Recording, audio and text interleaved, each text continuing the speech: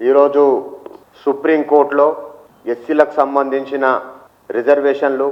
ఏదైతే పొందేవారు అక్రమంగా ఇతర మతస్థులకు క్రైస్తవ మతంలో కావచ్చు,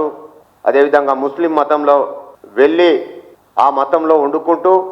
ఎస్సీ సర్టిఫికెట్ను ఎస్సీలకున్న హక్కులనన్నీ కూడా వాళ్ళు పొందుతున్న విషయం పైన ఈరోజు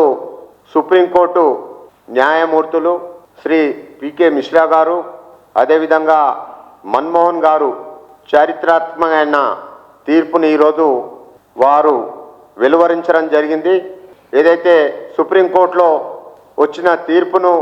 భారతీయ జనతా పార్టీ స్వాగతిస్తూ సరైన న్యాయం ఏదైతే దళితులు అన్య మతాలకు వక్ర మార్గంలో లబ్ధి పొందడానికి ప్రయత్నించే వారిపైన సరైన న్యాయం జరిగిందని చెప్పేసి భారతీయ జనతా పార్టీ పూర్తిగా ఆ తీర్పును స్వాగతిస్తూ ఆంధ్రప్రదేశ్లో ఏప్రిల్ 30 తారీఖు 2025 నాడు హైకోర్టు కూడా ఈ తీర్పును ఇవ్వడం జరిగింది, ఆంధ్రప్రదేశ్ హైకోర్టు. సో హైకోర్టు ఇచ్చిన తీర్పును సుప్రీంకోర్టు కూడా ఈరోజు సమర్థిస్తూ సుప్రీంకోర్టులో ఈరోజు తీర్పు ఇవ్వడం జరిగింది.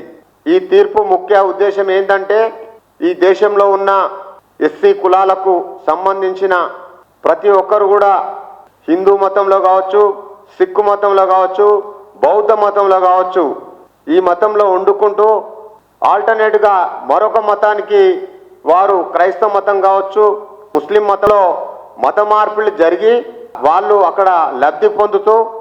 ఎస్సీ సర్టిఫికెట్ను దుర్వినియోగం చేస్తున్న దాని మీద ఈరోజు సుప్రీంకోర్టు తీర్పు ఇవ్వడం జరిగింది. అదేవిధంగా మన ఆర్టికల్ 25 ప్రకారం రాజ్యాంగంలో డాక్టర్ బిఆర్ అంబేద్కర్ గారు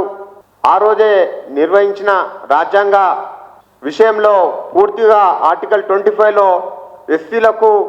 ఇతర మతస్థులకు ఏ విధంగా న్యాయం జరగాలనే దాని మీద పూర్తిగా వివరించడం జరిగింది.